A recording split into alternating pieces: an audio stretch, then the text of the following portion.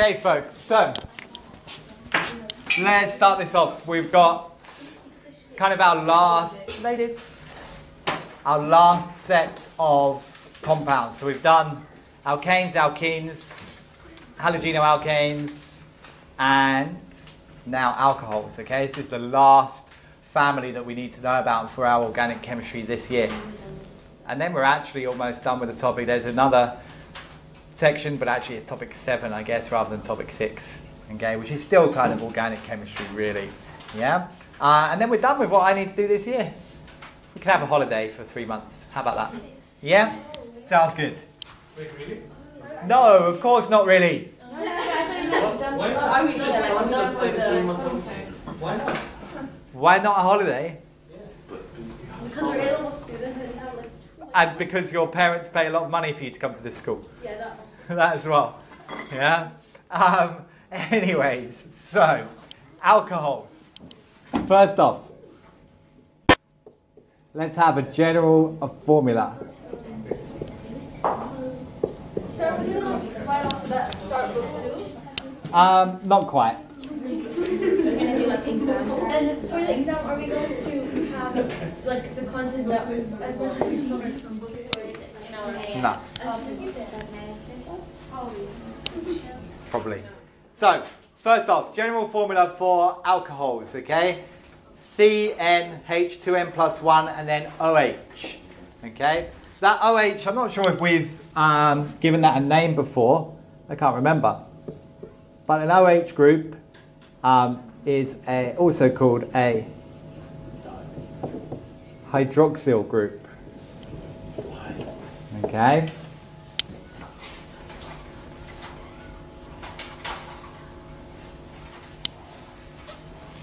So what we should be able to do, and I'm pretty sure you can do this, is to be able to classify alcohols first.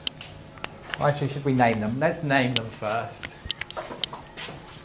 Very sure you can do this.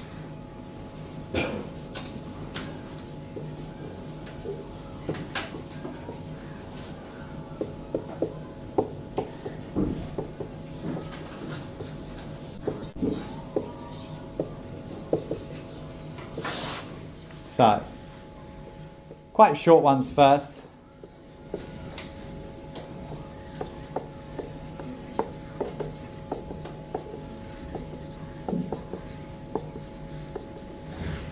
Go. And then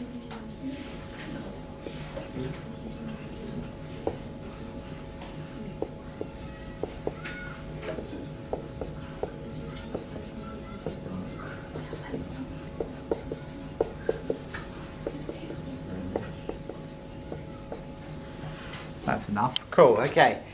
Wonder if you can come up with names for those 3 structures there. I bet you can.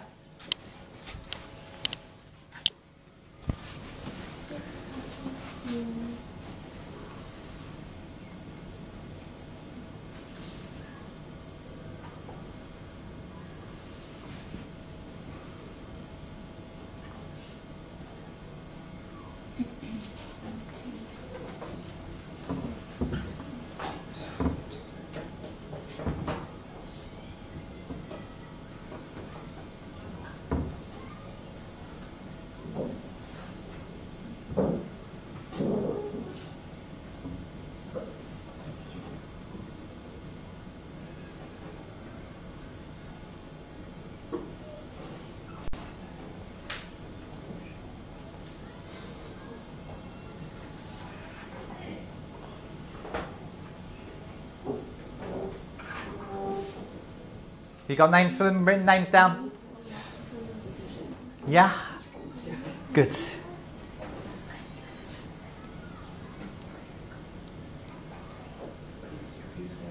Bismarck.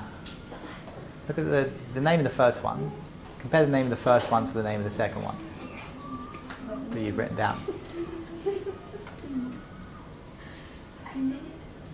There you go.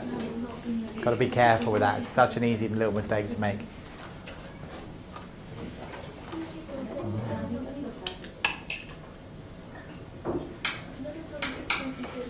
So,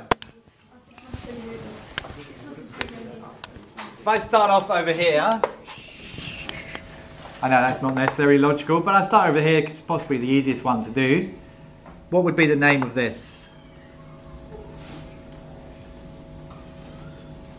Yes, that's a question that sometimes require an answer to a question rather than silence. Propan 1-ol. Okay, good.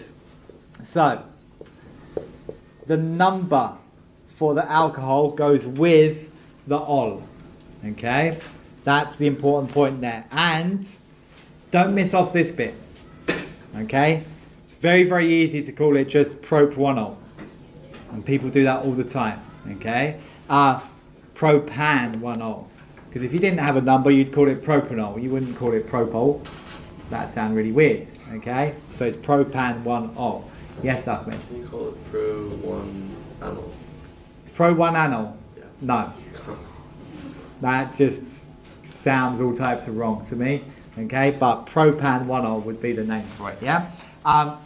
Good question though. The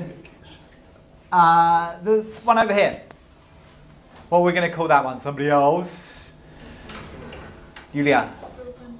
Propan 2-ol. Exactly. So this time the hydroxyl group is on the second carbon atom. So it needs number 2. Okay. Tiny bit more complex, this one. Gabby? 2-methyl propan 2-ol. Perfect. Okay. So yeah, you've got the longest chain is 3 carbon atoms long. Okay. We've got a methyl on number 2. We've got the hydroxyl, the alcohol group, on number 2 as well. So it needs to be 2-methyl propan 2-ol. But do you have to put the 2 because it doesn't have to be on the second one? True. I mean, for completeness, we would make it 2-methyl propan 2-ol. It's just a good habit to get into. Yes, it would be the same if you called it methyl propan 2-ol, but just to be complete. Yeah. Now, there's a reason that I drew all 3 of those. Maybe you've worked out the reason already, because we can also, just like we did with halogenoalkanes, we can classify these as being primary, secondary, and tertiary alcohols. Okay. In fact, I've given you an example of all 3 of them. There's a primary, there's a tertiary, and there's a secondary alcohol in there. So let's try and identify. Propan 2-ol. What kind of an alcohol is that? Janavi. Propan 2-ol. Primary, secondary, or tertiary? Secondary, exactly, it is. Okay? We know it's secondary because the carbon that the OH is attached to is attached to 2 other carbons. It's secondary. Okay? Propan 1-ol in that case should be easy. Primary? And it's primary. There you go. Primary. So, primary because the carbon the OH is attached to is only attached to 1 other carbon. Okay? And so that must mean, if I said I gave you examples of all 3, this one must be tertiary. Okay? And again, we know that because we've got the OH group, it's attached to a carbon. That carbon is attached to 1, 2, 3 other carbons. So it must be tertiary. So we can hopefully tell now, we can have primary halogenoalkanes, primary alcohols, secondary halogenoalkanes, secondary alcohols, and tertiary halogenoalkanes and tertiary alcohols as well. Okay, you can do that almost with any kind of group that has any kind of functional group. It can be primary, secondary, sometimes even tertiary. Okay, you'll see that as we move on into different families of chemicals next year. All right, but loads more information to give you today. We've got actually coming up, I think on Sunday. Look at the excitement on your face when I say coming up. We're going to do another core practical. Is that good or is that not good? It's on the oxidation of alcohols. Okay, it's a really good one. You get to use some real proper organic chemistry equipment. We also need to do the write-up for it. Yeah, you got to do a write-up. It doesn't take long. It's easy. There's the chemistry teacher who's barely even marked any of them this year. I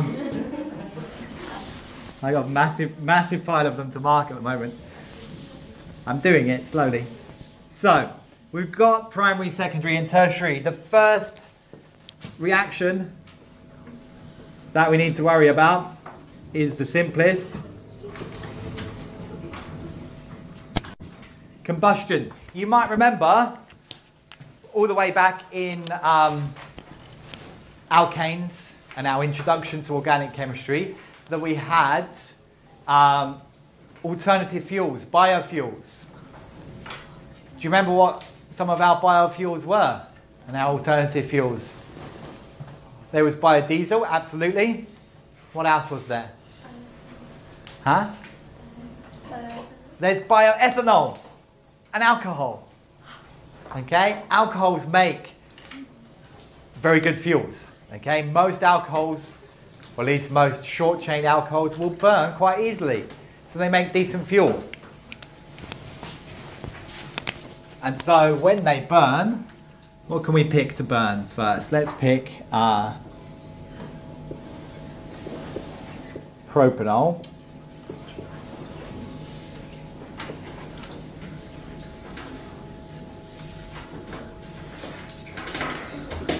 If I burn propanol, could be propan 1-ol, could be propan 2-ol, I guess. The way I've written it looks more like propan 1-ol. What will I react it with if I'm going to burn it? Hey, that's like a year 9 question right there, isn't it? But I'm pretty sure I don't need to fill that in for you. I'm pretty sure you can work out what the products are from that and balance it, obviously. I'll give you a few seconds to do that.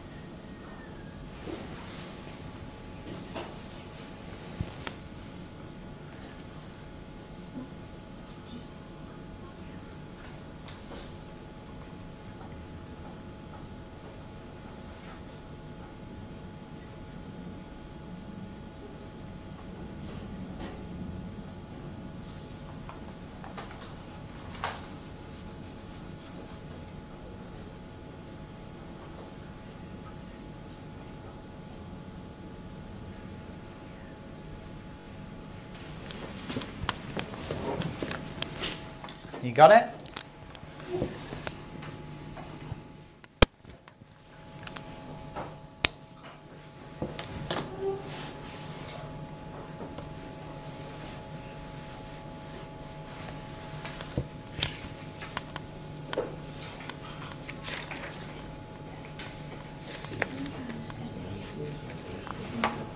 So, let's have a look.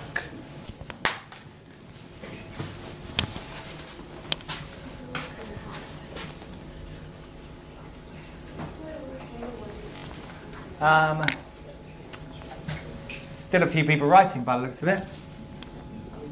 I'm catching up. Maria, what are the two products going to be? CO2.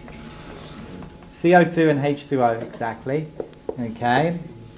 So we need to balance it properly. First thing you should do, I guess, is to say that there must be 3 lots of carbon dioxide. And looking at the hydrogen, we've got 7, but don't forget this one. Okay, so altogether there is 8. So 8 hydrogens make 4 water. And then the oxygen on this side is 6, 10. But remember, so we've got 10 on that side. We've got 1 here already. So this needs to be 9 oxygen atoms. So hopefully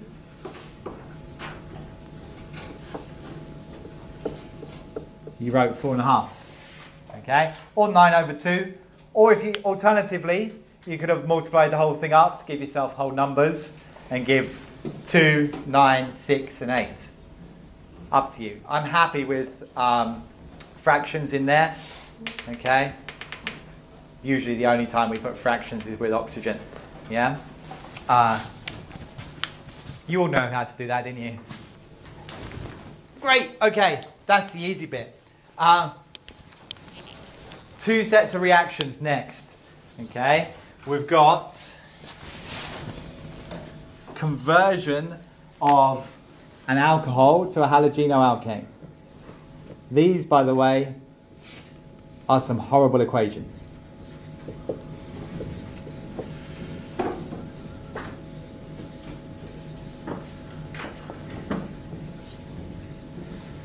So we can convert an alcohol to a halogenoalkane. Now, if you remember back to what we did about halogenoalkanes, was it quite easy to convert a halogenoalkane into an alcohol? Was it quite an easy reaction to do?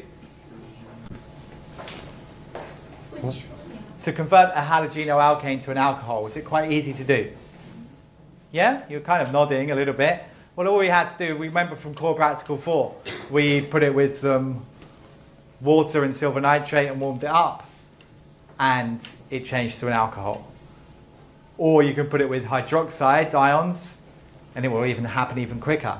That's quite a mild reaction. So going back the other way to change an alcohol into a halogenoalkane, do you think it's going to be easy or difficult? Difficult. It is, absolutely. Okay. That OH group doesn't necessarily want to come off and get changed without some quite extreme conditions to push it off. Okay. But luckily for us, we don't need any mechanisms or anything like that for this. Okay. We just need to know the reactions. Okay. So the first kind of reaction would be chlorination. If we want to chlorinate, add a chlorine atom. Okay, we need to use, and I have to always check this and make sure I get it right. Okay, yeah, lovely stuff. Never use this in a lab. We need to use PCl5, phosphorus pentachloride, or phosphorus 5 chloride.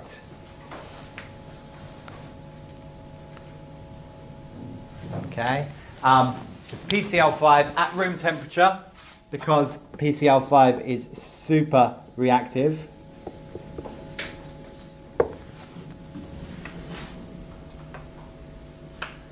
And this is what would happen in just a second. Oh, it's that one, isn't it? POCl3. Lovely. What alcohol shall I use? Ethanol. Oh, that's interesting. Okay. So C2H5OH plus PCl5. We need to make, so it's going to substitute out our OH group for one of these chlorines. It's going to make the organic product C2H5Cl. That's the easy bit. The difficult bit to remember are the other two products that are made from this. Okay, we've got phosphorus, we've got 4 more chlorines, and an oxygen and a hydrogen to make products out of. Quite a bit. Okay, one of them's quite easy. We got rid of a H and we've got some Cl. It's the HCl. That's a nice one. The other one is a compound which is POCl3. I'm not even going to give that a name. We don't need to know it necessarily. POCl3. Should they give it a name there?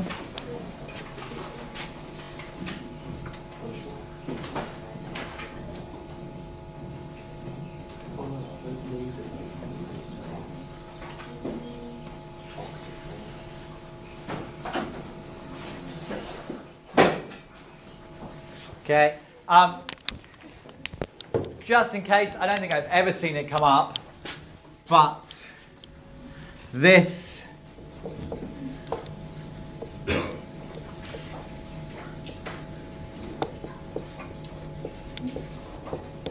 works well for primary and secondary alcohols.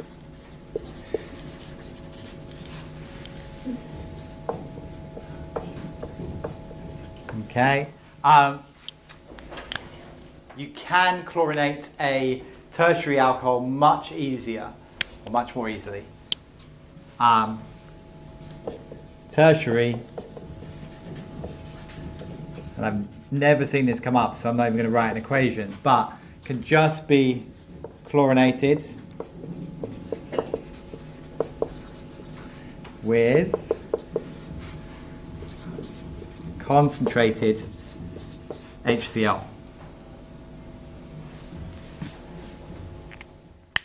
That's pretty interesting to convert to a halogenoalkane, PCl5. Yeesh.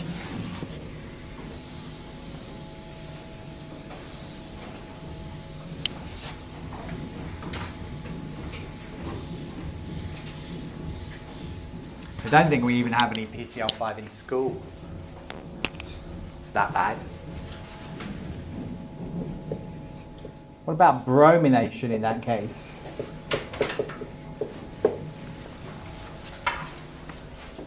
Bromination is a good one.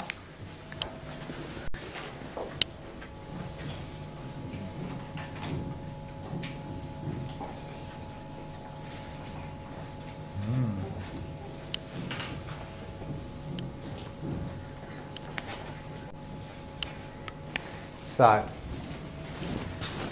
horrible things again. We need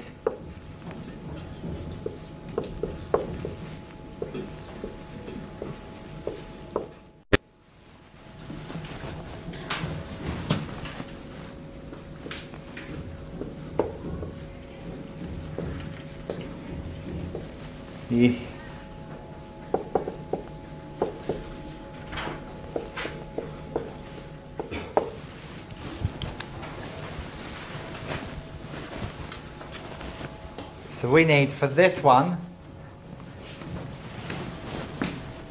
we've got,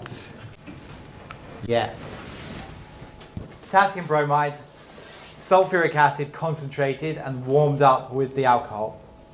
So we get kind of two reactions here. The thing that's actually going to do the reacting, we're trying to make HBr, hydrogen bromide. So there's two steps to this reaction, two equations in that case. And you can write it two different ways as well. I'll try and go for the more simple one.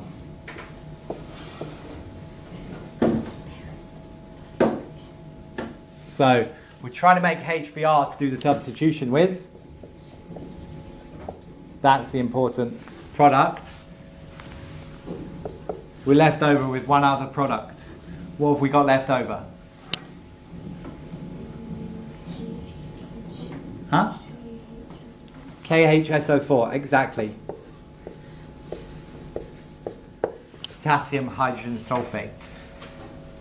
Whoosh. Pretty horrid.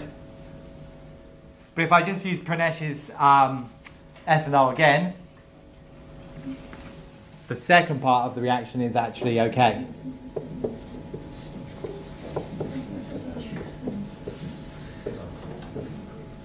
So my ethanol and HBr, well, what's my halogenoalkane going to be?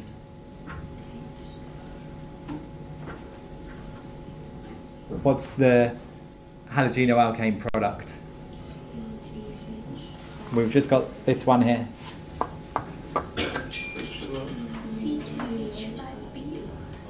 C2H5Br. Yeah? And what's left over? H2O, exactly. So, two separate reactions though. One to make the HBr, then the substitution to make a halogenoalkane. And would you need to know the mechanisms for? You don't need to know the mechanisms for any of these, okay? No mechanisms for alcohols. In fact, we are done with mechanisms for the year. We've got, free radical, electrophilic addition, and nucleophilic substitution. It's not actually that bad. And we only do 2 more next year.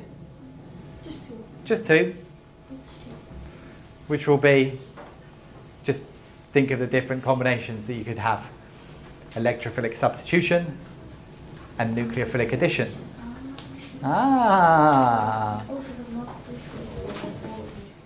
There you go. Where are we at? 27 minutes past. Well, I'm going to stop talking. There's actually quite a lot of information to take in. I know we've only done like